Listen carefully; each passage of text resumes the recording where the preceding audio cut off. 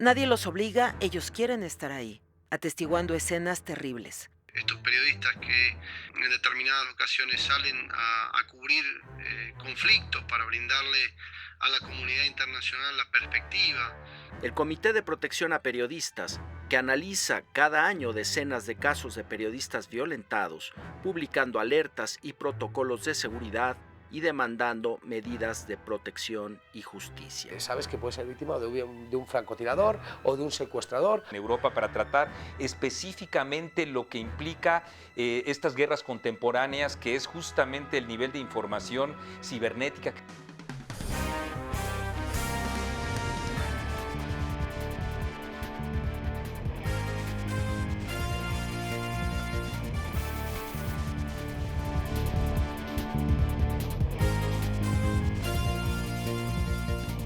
¿Qué tal?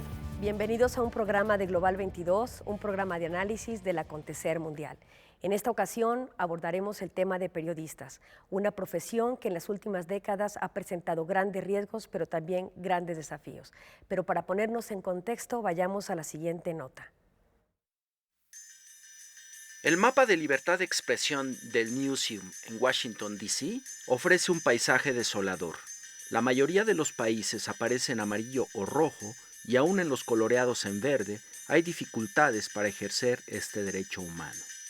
Abarca 180 naciones, entre las que Finlandia está a la cabeza como el mejor de la clase, mientras que en la parte inferior se sitúan Turkmenistán, Corea del Norte y Eritrea, donde la libertad de prensa, afirma el estudio, simplemente no existe.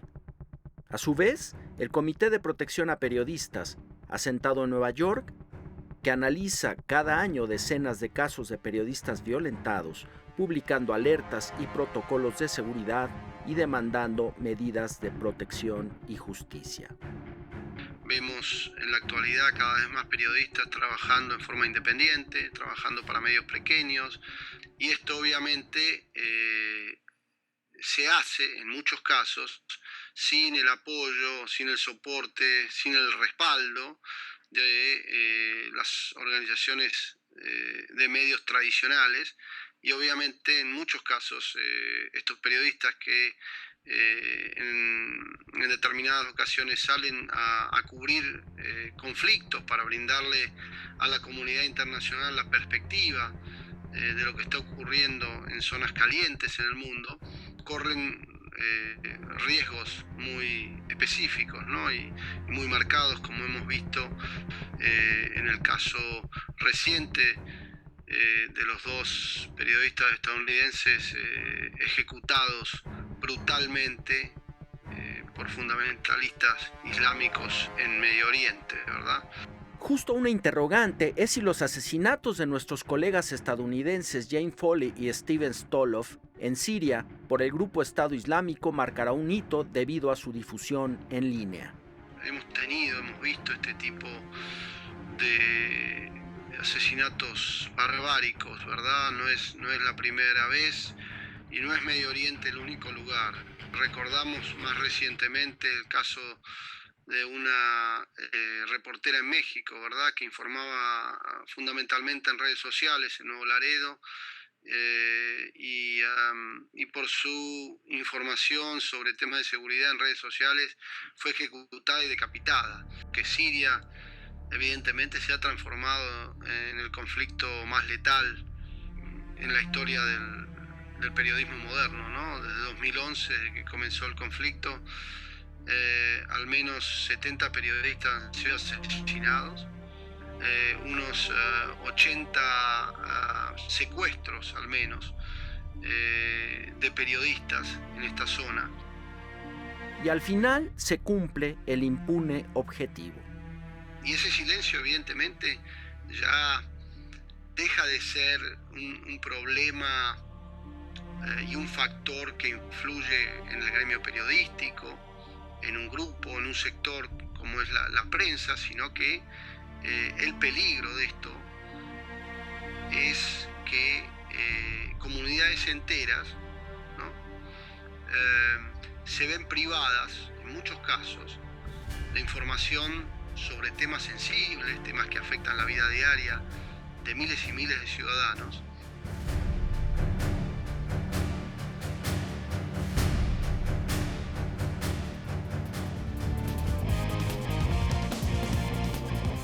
Bueno, pues esta nota tan interesante que nos presentó nuestro compañero Marco Lara Clark exhibe parte de la punta del iceberg en la profesión del periodismo. Pero para hablar de ese tema tenemos como invitado, como cada vez en programa de Canal 22 Global, tenemos hoy día al experto en temas de materia de periodismo, Ricardo González Bernal. Él representa Article 19 y bueno, Ricardo, te damos la más cordial bienvenida. Gracias. Y bueno, tendríamos que hacer una precisión.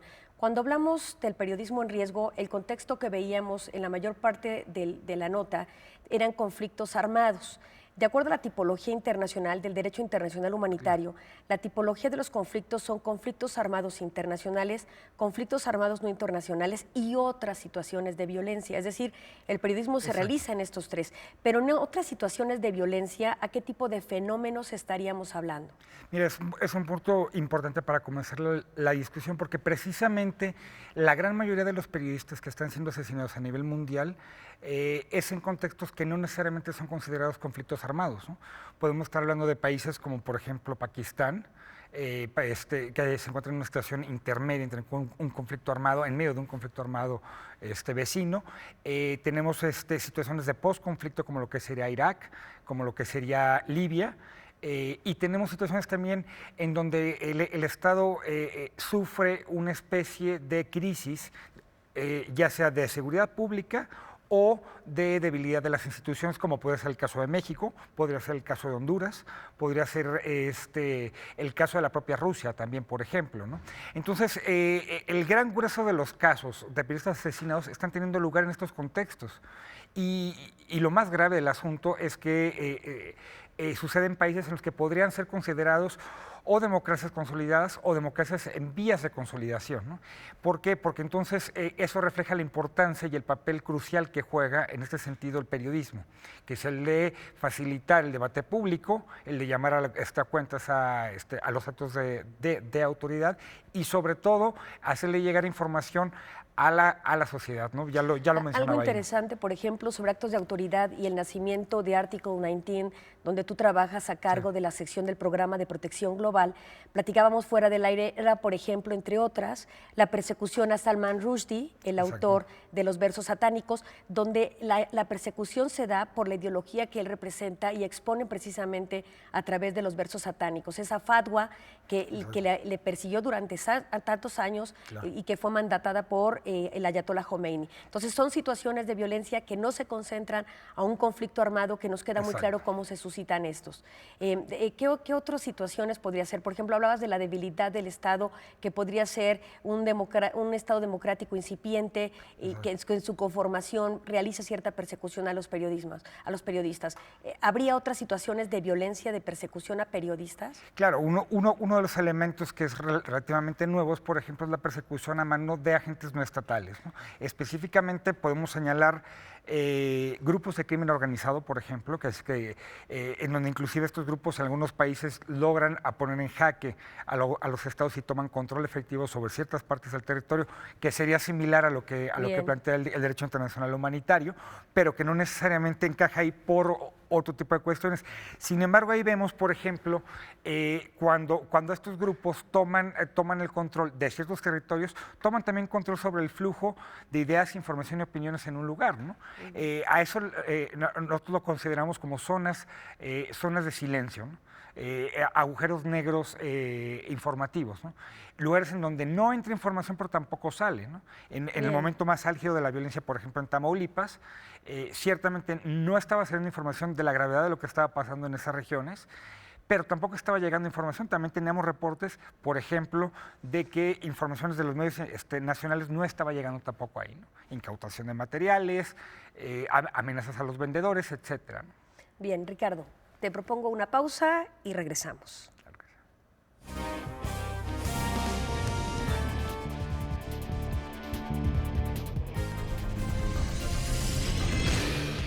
El 4 de septiembre a las 17:30 horas, 3 individuos atacaron a Carla Janet Silva Guerrero en su oficina.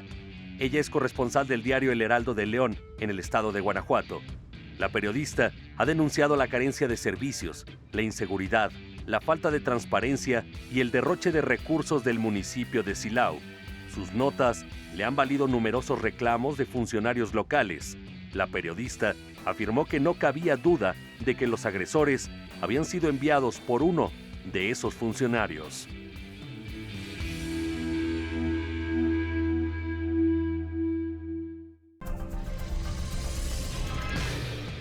De acuerdo al Barómetro de la Libertad de Prensa 2014 de Reporteros Sin Fronteras, en este año han sido asesinados 50 periodistas a nivel global. De estos, 11 murieron en Siria, 7 en Palestina y 5 en Ucrania. Los asesinados en este periodo trabajan en la prensa escrita, en la radio y en menor medida en la televisión. Aunque es de notar que desde 2012 se registró un aumento de las muertes de periodistas de medios en línea y de múltiples plataformas.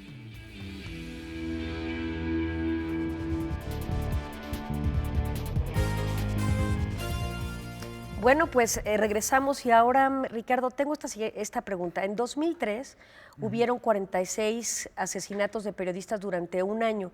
Fue uno de los años más duros porque exponía lo que pasaba en Irak, que era donde más muertes habían acontecido. Pero ahora, en tan solo lo que llevamos del 2014, las muertes ascienden a 50. Lo que ha hecho más visible la problemática de persecución a periodistas han sido estos videos subidos a YouTube de los asesinatos de los dos periodistas freelance precisamente en Siria, el periodista Foley y el periodista Sotlov. En ese sentido, ¿cuál es lo que está ocasionando con mayor rapidez la persecución de los periodistas en el mundo? Bueno, en los contextos de conflictos armados, específicamente hay que tomar en cuenta que, bueno, está la descomposición del tejido social, que otros temas se empiezan a mezclar, amalgamados a la violencia generada por una guerra civil como es el caso de Siria, o como lo fue en algún punto Irak. Lo que también se generó fue toda una industria del secuestro. Entonces, esta industria del secuestro se convierte por un lado, en una vía para financiar a uno u otro bando, y eso se convierte pues también en moneda de cambio, ¿no? Y ha servido porque, por ejemplo, en el caso de Estados Unidos hay una negación para negociar, valga la redundancia del término, con los terroristas, y también políticas de congelamientos de activos para impedir el pago de secuestros. Claro. ¿Qué tipo de ganancias obtienen estos grupos radicales con el asesinato de periodistas cuando hay un procurador general, Eric Holder, en Estados Unidos, que hará las investigaciones, pero no hay una confrontación entre estados al respecto? Generó el consenso necesario para el viraje de la política que había marcado ya de retiro del presidente Obama, ¿no? Cuando hace 3, 4 semanas escuchamos al presidente Obama que el involucramiento para la protección de las minorías étnicas en Irak iba a ser meramente de asesoramiento. De pronto vienen estos dos videos en donde inclusive se le habla directamente al presidente y se le dice: por lo que estás haciendo, esto es lo que le va a pasar a tus ciudadanos, ¿no? ¿Y qué tiene que ver, coincide con el discurso de Obama precisamente ahora de los ataques por aire a Irak, ¿cierto? Claro, mira, por ejemplo, en el caso, es interesante ver el caso más de cerca de Foley, por ejemplo. Él, cuando fue secuestrado, ni siquiera existía esta agrupación autodenominada como el Estado musulmán, que no habrá que reconocerle esa soberanía aún, me parece que es importante. Sin embargo, ese grupo todavía no existía. Y él ya estaba secuestrado. Lo que sugiere es que él fue pasando de mano en mano, fue vendido durante su cautiverio hasta llegar a las manos de quienes finalmente lo ejecutaron, ¿no? En el momento que estamos hablando ahorita, todavía hay más de 15 periodistas por lo menos secuestrados en Afganistán, varios más en el norte de Mali. Muchos de estos casos no se han hecho públicos porque a medida de que van surgiendo estos casos, los medios de comunicación involucrados, los familiares, deciden no hacerlos públicos para no entorpecer estas negociaciones, ¿no? Y principalmente por la cerrazón, que es muy clara y hasta cierto punto entendible, de gobiernos como Estados Unidos y muchos de la Unión Europea, que tienen como principio el no negociar con secuestradores o con terroristas, ¿no? Y eso hace más compleja la situación. Aquí habrá que pensar entonces hasta qué punto también puso en nuestra situación de vulnerabilidad a Foley el hecho que haya sido estadounidense, ¿no? Eso, algo muy importante al respecto es la persecución al periodismo por la nacionalidad. Por la nacionalidad o por el tipo de medio de comunicación, ¿no? Claro, También. Veamos claro. lo que sufrieron, por ejemplo, los corresponsales de CNN al cubrir la revolución la primera fase de la revolución en Egipto, ¿no? Muy bien, pero ¿qué tal que para tener un testimonio precisamente de un corresponsal en estos entornos, vamos a la siguiente nota que preparó Yasmín Quirós y que tiene que ver con el testimonio de Jacobo Rodríguez, corresponsal de El Mundo? Nadie los obliga, ellos quieren estar ahí, en condiciones en las que nadie quiere estar, atestiguando escenas terribles, tomando riesgos elevados por narrar una historia. El estadounidense James Foley es el último, pero no será el último. Corresponsales de guerra, botín de guerra. Ya desde la guerra de Libia, por ejemplo, en la más reciente, hubo casos de periodistas secuestrados. Recuerdo el fotógrafo español Manu Bravo, que estuvo secuestrado muchas semanas, o ahora en Siria, donde el corresponsal, por ejemplo, de mi periódico, el periódico El Mundo, Javier Espinosa, ha estado secuestrado varios meses. Hay un cambio en los últimos conflictos y se nota mucho que el periodista está en el centro de la diana. Hay nacionalidades, además, que son especialmente riesgosas para este trabajo. Ser estadounidense o ser inglés te pone en el disparadero con mucha más facilidad que si eres un periodista de otra nacionalidad. Depende del papel o no que juegue tu país en el conflicto que se está viviendo. Recuerdo los franceses cuando empezaron a bombardear Libia, colocaba a la prensa francesa otra vez en el centro de la diana y en este caso se vuelve a repetir la misma historia. Los corresponsales de guerra trabajan inmersos en una cultura ajena, en un idioma que no siempre dominan y bajo el miedo al miedo. No existe una censura programada y diseñada, lo que sí existe es la autocensura ante la imposibilidad de llegar a determinados sitios, ante la imposibilidad de contar determinadas historias o por el riesgo a la vida y por la posibilidad de morir. Eso hace que yo decida quedarme un paso más atrás en lugar de dar un paso más adelante por conseguir una buena historia.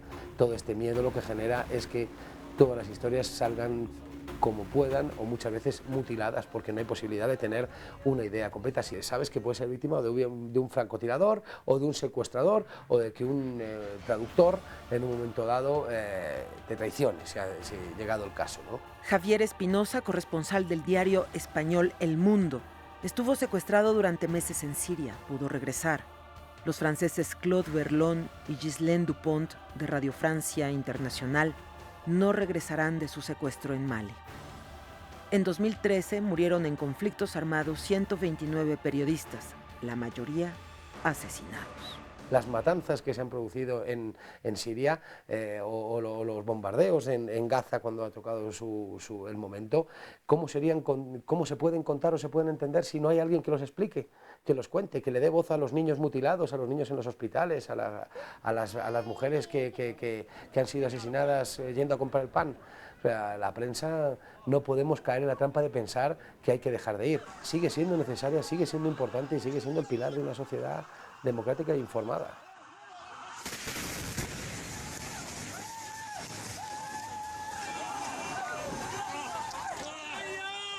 Muy interesante el testimonio de Jacobo García, quien es el corresponsal en El Mundo. Vamos a una pausa y regresamos para comentar su segmento.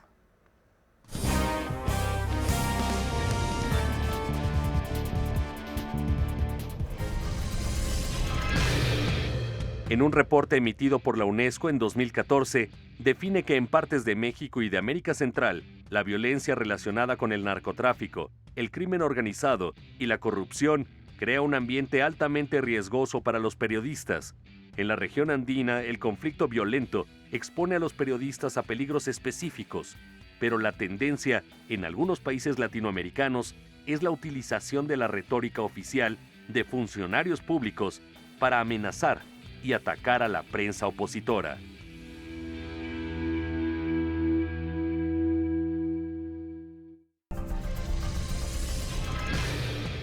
En un informe de la Organización Independiente de Derechos Humanos, artículo 19, detalla que durante el 2013, en promedio cada 26 horas y media fue agredido un periodista en México. 330 casos se documentaron, de los cuales 4 fueron homicidios. Las amenazas y ataques a medios de comunicación amagan la libertad de expresión, Dice el documento, en el año que se reporta, 6 de cada 10 agresiones fueron ejecutadas por funcionarios públicos.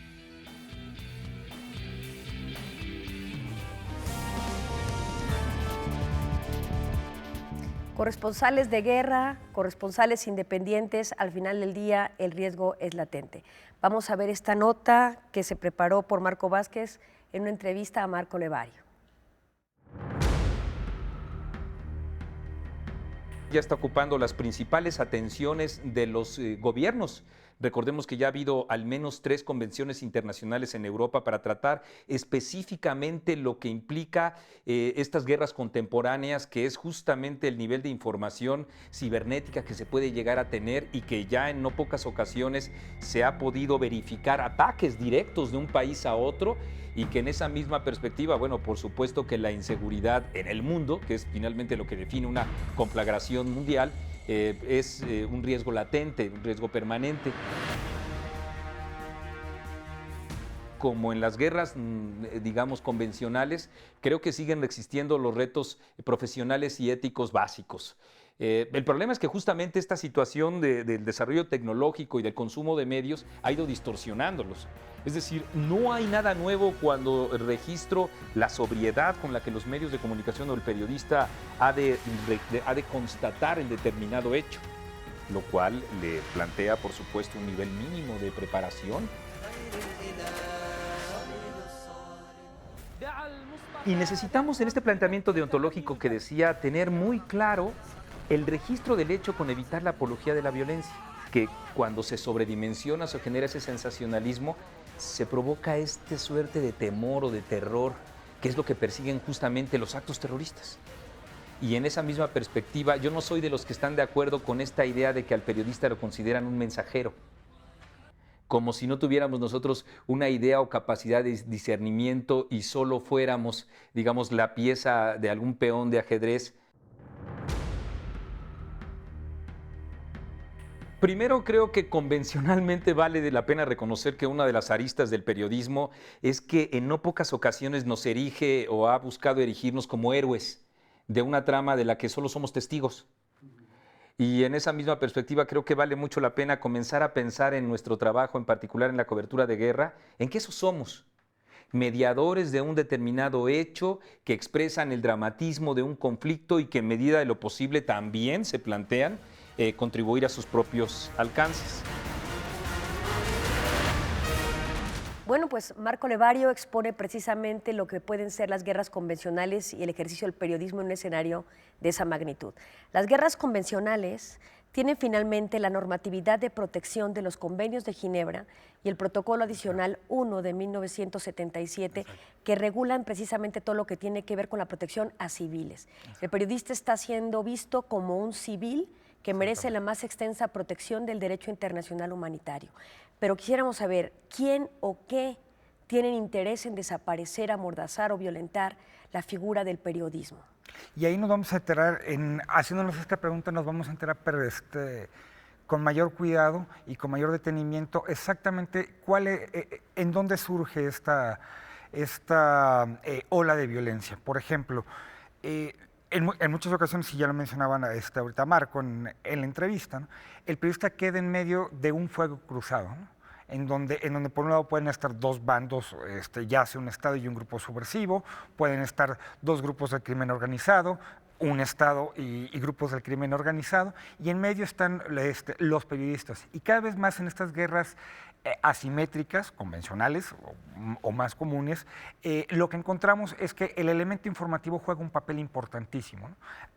Todos los bandos van a buscar colocar ya sea su imagen de temeridad, mensajes de amedrentamiento al enemigo, y para esto siempre van a pasar a través de la prensa. Entonces la prensa siempre va a estar especialmente vulnerable, a convertirse en un magnavoz de este tipo de mensajes, o 2, quien los va a rechazar y a confirmar como un hecho falso, ¿no? Entonces, de ahí surge esta vulnerabilidad, ¿no? Cuando de pronto se oyen noticias, por ejemplo, en CNN, de que, bueno, hay registros de que atacaron cayeron bombas, por ejemplo, en una escuela patrocinada por la ONU en Gaza.